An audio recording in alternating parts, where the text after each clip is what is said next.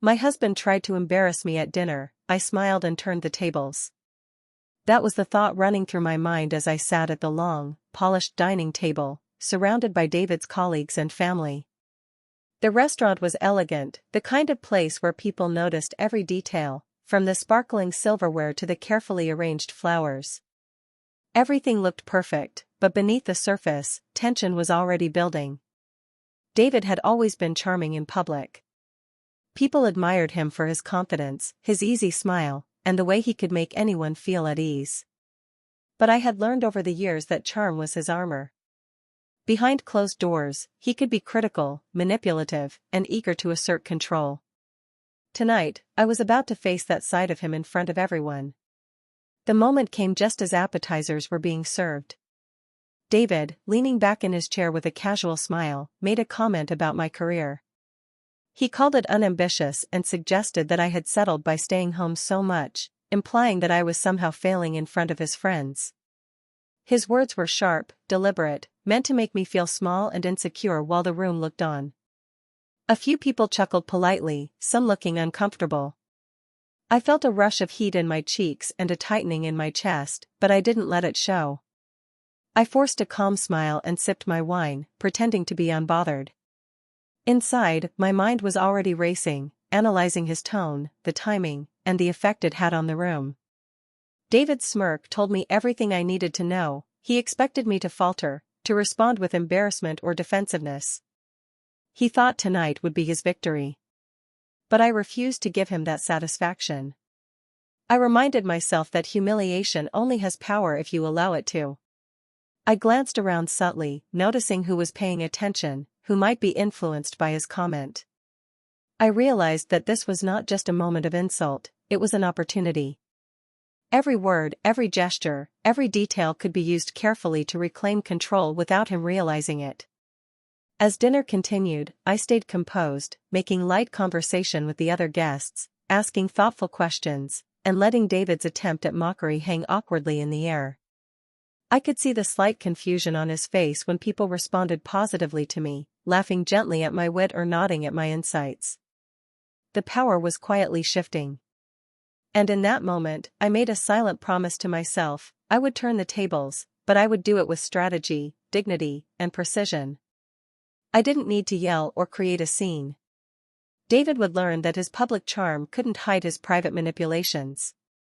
My patience and careful planning would speak louder than any impulsive reaction. Stick with me while I share my story, and if it touches you, don't forget to support our channel by hitting that subscribe button, dropping a like, and sharing it with the people you care about. As I sat in my car after that tense dinner, my mind drifted back to the early days of my marriage. David had seemed perfect then, thoughtful, charming, full of energy. I had fallen in love with that side of him, believing he would always support me. But little by little, subtle cracks had started to appear. Small manipulations I had ignored at the time now looked clear in hindsight.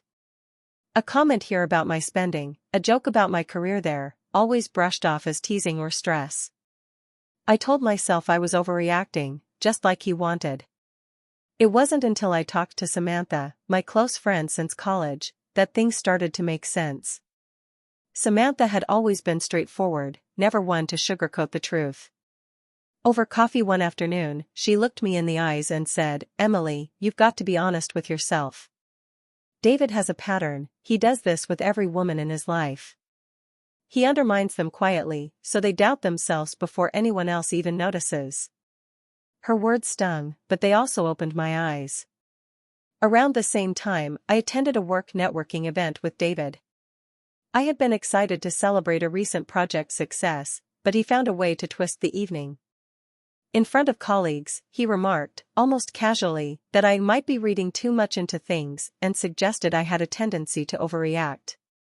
Some people laughed lightly, others looked unsure. His comment was designed to make me question myself again, to make me shrink under the weight of his opinion. For a moment, I felt that old familiar panic, that small voice in my head asking if maybe I was too sensitive. But then I realized something important, I wasn't. For too long, I had allowed myself to be undervalued, to let his subtle jabs shape how I saw myself. Love, respect, and self-worth were being pulled in opposite directions, and I could no longer pretend it didn't matter. I remembered how much I had worked for my career, the late nights, the sacrifices, the achievements that had built my confidence over the years. I deserved acknowledgement, not quiet dismissal. That night, as I drove home, I made a quiet promise to myself: I wouldn't stay silent anymore. I wouldn't let manipulation go unnoticed or allow David's charm to hide the truth of who he really was. I needed to find a way to reclaim my confidence and stand my ground, not just for me but for my sense of self. The thought was empowering, even thrilling, like a spark finally catching fire. Samantha had been right. David had a pattern, but I wasn't trapped in it anymore. I could see the game he was playing, and I was ready to play differently. For the first time in a long time, I felt clarity and determination replacing fear and doubt. I would no longer let subtle undermining define me. I would respond, but carefully and with intention, shaping my own path toward respect and dignity. After realizing I couldn't ignore David's behavior any longer, I decided to approach things differently. Instead of reacting emotionally, I began paying close attention to every word, gesture, and pattern he displayed. I started keeping a small notebook where I quietly recorded each instance of manipulation, every slight, and all the subtle humiliations he threw my way. At first, it felt almost obsessive, but soon I realized it was necessary. Seeing everything written down helped me recognize how systematic his behavior was and how long it had been going on. I also decided to hire a private consultant to discreetly look into David's financial and social dealings. I wasn't planning to confront him publicly yet, but I needed information, proof, patterns, anything that could help me understand the full extent of his arrogance and carelessness. The consultant would quietly check details without tipping him off, giving me a clearer picture of how he conducted himself in both public and private spheres. Meanwhile, David remained completely unaware of my efforts. At home, he continued to make subtle digs, criticizing small decisions or making condescending comments while pretending to be playful. At dinner parties, he acted untouchable, cracking jokes at my expense and relying on his charm to keep others on his side. But I began noticing cracks in his confidence, small moments when his smugness faltered in front of the wrong audience. Those moments encouraged me, showing that the right approach could shift the balance. The more I observed, the more strategic my thinking became. I realized that a direct confrontation would only play into his hands. Instead, I needed patience, careful planning, and precise timing. I started imagining how I could turn situations around subtly, planting small truths and letting others see them naturally. My revenge wouldn't be loud or cruel, it would be clever, deliberate, and undeniable.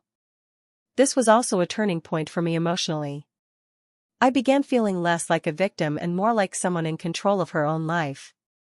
Each note I made, each fact I confirmed through the consultant, strengthened my confidence. I could anticipate David's moves and predict how he would react in social settings. It was empowering to feel that shift from fear to careful authority. At the same time, there was a fire growing inside me. I wasn't angry in a destructive way, it was a focused determination. Every humiliation he had thrown my way, every slight he thought I would forget, became fuel. I started seeing a path forward where I could reclaim my dignity without lowering myself to his level. The slow burn of revenge was forming. I wasn't planning a spectacle, I was planning precision. Each dinner, each social interaction, each small conversation became part of a larger game, one I intended to win quietly but decisively. And for the first time in years, I felt the kind of calm power that comes from knowing exactly what you're going to do and exactly why. By now, I had learned to read David like an open book. One thing I noticed repeatedly was his need to show control and boast about money whenever we were in public. It was subtle sometimes, a comment about a vacation he funded, a hint about the car he had purchased, or a mention of a business deal he claimed to dominate. I realized this habit was predictable, and predictability is power. If I could anticipate where he sought attention, I could quietly redirect it. I decided to put this into practice at a dinner I was hosting at our home. David thought he had it all planned, another opportunity to make me look small in front of a few close friends and colleagues. I knew he would attempt a public slight, maybe a sarcastic joke or a pointed comment. But this time I was ready. Before the guests arrived, I made subtle changes. I altered the seating arrangement so that David would be next to someone whose attention he couldn't easily manipulate. I prepared conversation topics I knew would naturally engage the group while making it harder for him to dominate. Even the lighting and music were arranged to create a welcoming and relaxed atmosphere, steering the energy away from tension and toward warmth. Every detail mattered because tonight was about control, and I intended to reclaim it. When the dinner began, David launched into his usual charm offensive, confident that I would falter. He made a sly comment about my recent work, expecting the familiar reaction: flustered, apologetic, embarrassed. But I stayed calm, laughing lightly at the general conversation and deflecting without confrontation. I guided discussions toward shared interests, subtly highlighting achievements of others in the room. Guests responded positively, laughing at anecdotes I chose to share, and slowly, the attention shifted away from David. I could see the first flicker of doubt in his eyes, a sign that he was noticing the change. He tried to regain control with a louder voice and sharper jokes, but the groundwork had already been laid. The audience was engaged with me, not him. I could feel my confidence rising, a quiet satisfaction building inside me as I realized that his predictable arrogance was my advantage. It wasn't dramatic, it wasn't loud, but the effect was clear. For the first time in a long while, I felt the thrill of turning the tables, of quietly outmaneuvering someone who thought he was untouchable. The guests didn't know what had shifted, but I did. David's subtle manipulations were being dismantled in real time, without him even understanding how or why. By the end of the evening, I had planted the seed of control. David had failed to embarrass me, and my calm composure had subtly exposed his overconfidence. I left the dinner with a small, private sense of triumph, knowing this was just the beginning. Each careful observation, each tiny adjustment, was building towards something larger. The slow, precise plan I had been nurturing was finally starting to show results, and I was more determined than ever to see it through. The next few weeks became a careful game of observation and subtle action. I learned to watch David closely, noting the moments when his arrogance slipped or when he contradicted himself in conversations. I didn't need to call him out directly, people noticed inconsistencies naturally when guided in the right direction. I began to use these moments to my advantage, planting small truths and letting them speak for themselves.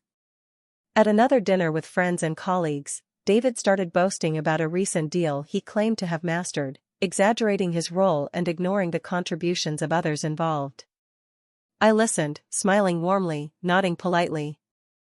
Then, without directly challenging him, I casually brought up details that subtly highlighted his exaggeration. I mentioned the teamwork it took, praised the efforts of the colleagues involved, and emphasized collaboration over individual triumph. Guests began to see the contrast, and David's confident tone faltered just enough to reveal cracks. I kept my composure, never raising my voice or showing annoyance. In fact, I appeared supportive and gracious, making it impossible for him to accuse me of overreacting. He fumbled for a response, caught between defending himself and maintaining the charm he relied on in public. Each misstep he made added to the quiet shift of attention. People were engaging with me, asking my thoughts, laughing at my anecdotes, while David's previous dominance slowly eroded. Over time, his frustration became more visible. I could sense it in the small signs: tightened jaw, flickering eye contact, the subtle tension in his posture.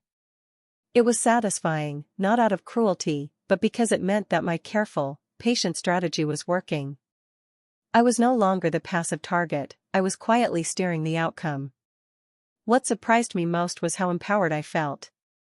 Each small victory reinforced my confidence, reminding me that dignity isn't about shouting louder or humiliating someone else, it's about control, clarity, and poise. I began to realize that this wasn't just about pride or proving a point, it was about reclaiming the respect and self-worth that had been quietly chipped away over the years. David had assumed he could diminish me publicly, but I was turning that assumption on its head without ever raising my voice. Even at home, I noticed subtle changes. David tried similar manipulations, expecting the usual reactions, but I stayed calm and strategic. My small victories in social situations gave me the courage to navigate private moments with the same composure. I was learning that power isn't about intimidation, it's about presence, patience, and perception.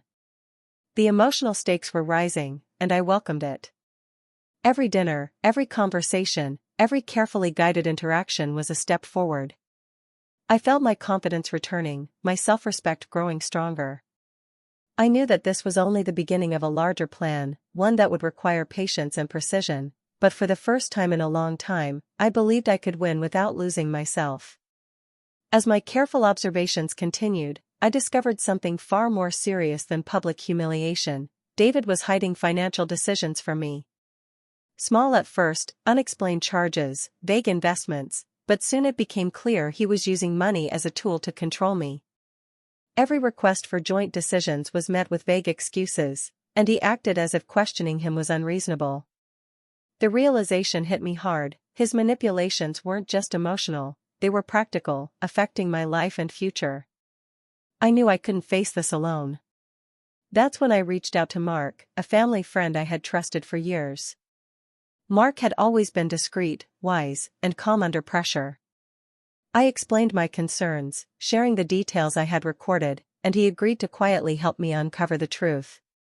He looked at the situation objectively, tracking the financial patterns, confirming inconsistencies, and quietly advising me on steps I could take without tipping David off.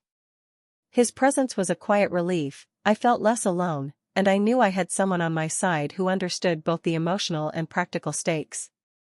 Even with Mark's help, I faced moral conflict. I didn't want revenge to turn cruel or petty. I didn't want to stoop to tactics that would compromise who I was. At the same time, I understood that exposure was necessary. David's manipulations had been subtle but consistent, and the only way to reclaim my dignity and protect myself was to be strategic, precise, and sometimes firm. I kept reminding myself that this wasn't about winning a fight, it was about restoring fairness, respect, and honesty. The tension built every day. David continued his usual behavior at home, acting as if everything was normal, smiling, charming, and attempting subtle control. Yet behind that mask, his manipulations were unraveling. I could see him growing slightly suspicious, asking questions that didn't quite reach the truth. I stayed calm, responding neutrally, never letting him know I had allies quietly working with me to understand the full picture. Emotionally, it was exhausting. I felt hurt by the betrayal, frustration at his arrogance, and anger at the subtle ways he had tried to diminish me.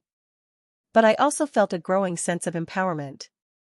Every financial detail I uncovered, every hidden pattern revealed, reminded me that knowledge is power, and that I had the opportunity to act carefully rather than react impulsively. The audience can feel the stakes rising. This wasn't just about small social victories anymore. The battle was deeper, involving trust, honesty, and long-term security. I wanted David to see the consequences of his actions, but I also wanted to maintain my humanity. I was learning that true strength lies in clever strategy, moral integrity, and patience. I began planning my next steps carefully, combining the knowledge of his manipulations with my own growing confidence. Every detail, every observation, every ally like Mark, brought me closer to reclaiming the respect, dignity, and control that David had taken for granted. The slow, precise momentum of my plan was forming into something unstoppable, and for the first time, I felt completely in charge of both my emotions and my future. I knew that if I wanted to truly turn the tables, it had to happen at a moment when David felt completely in control. He had planned a dinner with several key business associates, expecting to impress them while subtly putting me down. This was his stage, his opportunity to humiliate me, and I realized it was the perfect moment to execute my plan. I began preparing carefully, thinking through every detail. The menu was chosen to encourage relaxed conversation rather than distractions, small courses that allowed for continuous dialogue without interruptions. The seating was deliberate. I placed David next to someone I knew would ask thoughtful questions, subtly challenging him without realizing it. The conversation topics were gently steered toward areas where I knew the truth about his exaggerations and arrogance could surface naturally. Every moment was timed so that when the critical moment arrived, the pieces would fall into place without me having to force anything. On the night of the dinner, I made sure to appear calm, warm, and fully engaged. I laughed at light jokes, listened attentively, and asked questions that highlighted the accomplishments and insights of others. At the same time, I began planting subtle truths, comments that hinted at David's overconfidence or selective memory, phrased in a friendly and conversational way. To anyone listening casually, these remarks seemed harmless, but they were carefully placed so that his exaggerations and lies would become obvious in comparison. David started the evening as he always did, smiling confidently, cracking jokes, and speaking as if everyone admired him. But as the dinner progressed, I could see small shifts. Guests leaned slightly closer when I spoke, nodding and smiling at details I revealed casually. David's tone faltered at moments, the confidence he relied on beginning to crack. He tried to recover with charm and humor, but the subtle truths I had placed made his boasts appear hollow. I felt a quiet thrill as I watched it unfold. Every carefully prepared element, the seating, the timing, the gentle exposure of facts, was working exactly as I had planned. The audience, both at the table and within my own awareness, could feel the tension building. David had no idea that he was stepping into a situation where his own arrogance and dishonesty would be laid bare, not by confrontation, but by the clever orchestration of reality itself. By the end of the first course, it was clear that something had shifted. David's usual control was slipping, and I felt a sense of calm power. The audience could sense that the turning point was near, that the carefully planted truths were about to have their full effect. I remained composed, smiling gently, fully in command of my own presence, while letting the environment and the dialogue do the work of revealing him. For the first time, I felt the slow but undeniable momentum of my plan. The stage was set, the guests engaged, and David was unwittingly walking into the moment I had prepared. Every detail mattered, and every small move had been carefully considered. The night had become more than a dinner, it was the turning point I had been building toward for months, the moment where patience, strategy, and dignity would finally meet opportunity. The night of the high-stakes dinner arrived, and David was as confident as ever. He had already prepared a few subtle digs, smirks, and jokes aimed to embarrass me in front of the business associates. As the conversation began, he casually brought up my past career decisions, framing them as mistakes, as if the room should silently agree with his assessment. He expected me to shrink under the attention, to falter and apologize for choices he framed as failures. But I didn't react with anger. Instead, I leaned into calm composure, smiling gently, keeping my tone warm and conversational. I shared short anecdotes that naturally highlighted my own achievements, the reasoning behind my decisions, and the effort I had invested in my work. Without directly confronting him, I wove in subtle truths that revealed his manipulations and exaggerations. It was not obvious to anyone listening at first, but the pattern emerged slowly, like pieces of a puzzle coming together. David noticed, of course. I could see his confident smile faltering slightly as people leaned forward, listening with genuine interest to my words. When he tried to interrupt or twist the narrative in his favor, I responded smoothly, redirecting attention to facts, including moments when his arrogance had overshadowed collaboration or misrepresented events. Each correction was gentle, framed as storytelling rather than accusation, so the audience could sense the truth without it feeling like a confrontation. As the dinner progressed, the atmosphere shifted. Guests began to nod, exchanging subtle glances as the pieces of David's exaggerated stories became clear. His defensiveness grew. He tried to regain control, laughing a little too loudly, gesturing with authority, but the room was no longer following him unquestioningly. My calm and strategic presence made his overconfidence increasingly transparent, leaving him off balance. The emotional contrast was striking. I remained composed, gracious, and engaging, fully in control of my presence. David's usual charm, which once commanded attention, now felt hollow. Each time he attempted a joke at my expense, the context I had carefully built exposed the lie or the manipulation, leaving him frustrated and powerless. The room's attention subtly shifted toward me, toward the truth, toward clarity. At one point, David attempted a pointed comment about a joint decision we had made years ago. I smiled and recounted the story, emphasizing my reasoning, highlighting how his decisions had often been impulsive, and showing the impact of both our choices. The guests saw the pattern clearly now, without me ever needing to accuse him outright. He had no words, no easy path to reclaim the narrative, and the realization of being exposed in front of everyone made him visibly uncomfortable. By the end of the evening, it was undeniable. The balance of power had shifted. David's attempts to mock me had failed, and my calm, composed, and intelligent responses had revealed his arrogance and manipulations to the room. I had turned the tables entirely, achieving a victory that felt both satisfying and just. For the first time, the truth had spoken louder than charm, and I had emerged completely unshaken, dignified, and in control. The dinner ended quietly, but the effect lingered long after the last course was cleared. David left the room, his usual charm gone, replaced by visible discomfort. He had intended to embarrass me, but instead, he was the one exposed. Guests lingered to compliment me, sharing subtle nods and smiles that said more than words could. I felt a deep, quiet satisfaction knowing that the respect I had earned tonight wasn't fleeting, it was real, and it was visible to everyone who mattered. Sitting alone for a moment after everyone had left, I allowed myself to reflect. The journey that had brought me here had been long and challenging. Years of subtle manipulation, emotional jabs, and quiet undermining had taught me patience and awareness. Betrayal had stung deeply, and at times I had questioned myself, wondering if I was imagining the patterns or being too sensitive. But each experience had strengthened me, forcing me to look closely at my own worth and the importance of standing firm. Tonight was the culmination of all that effort, a moment where patience, strategy, and dignity converged. David, sensing the shift in power, attempted a few apologies afterward. He claimed he hadn't meant to embarrass me, that his comments were harmless, that I was overreacting. But I no longer felt the need to justify myself or soothe his ego. I had already reclaimed the control he had tried to take from me. His words were empty gestures, they had no power over my emotions, no influence over the respect I now held from those around me. I could listen without flinching, respond without anger, and leave the rest to the natural consequences of his actions. There was a sense of liberation I hadn't felt in years. For so long, I had carried the weight of his criticisms and manipulations, letting them quietly shape my confidence. Tonight, I realized that true power lies in composure and clarity.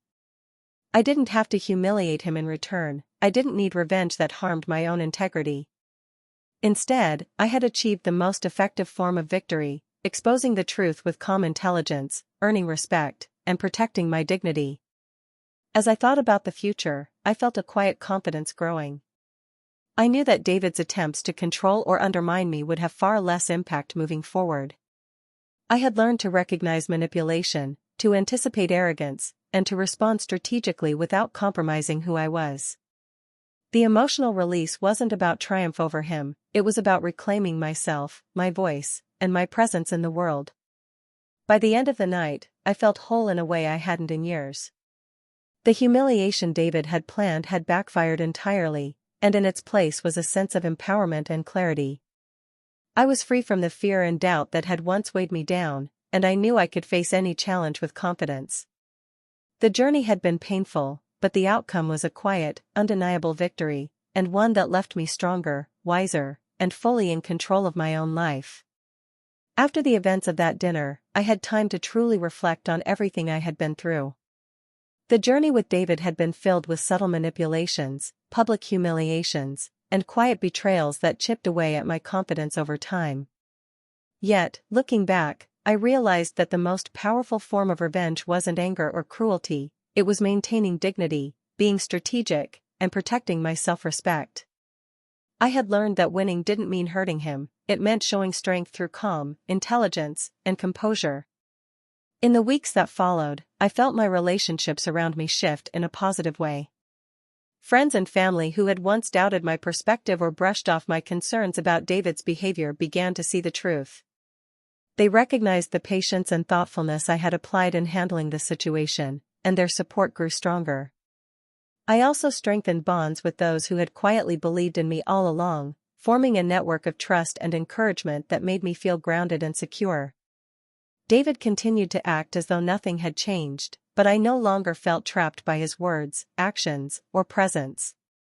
I had gained clarity about toxic behaviors and could spot manipulation before it had any power over me. I felt a new sense of freedom in my interactions, not just with him, but with anyone who might try to diminish my confidence or control my decisions. I realized that maintaining boundaries and standing firm with integrity was far more rewarding than engaging in petty arguments or retaliations. My life began to feel lighter and more purposeful. I focused on my career, my personal growth, and the people who mattered most. The lessons I had learned through this painful but transformative experience shaped how I approached challenges and decisions. I understood that patience, observation, and strategy were tools I could use in every aspect of my life, not to harm others, but to protect myself and ensure I remained respected and confident.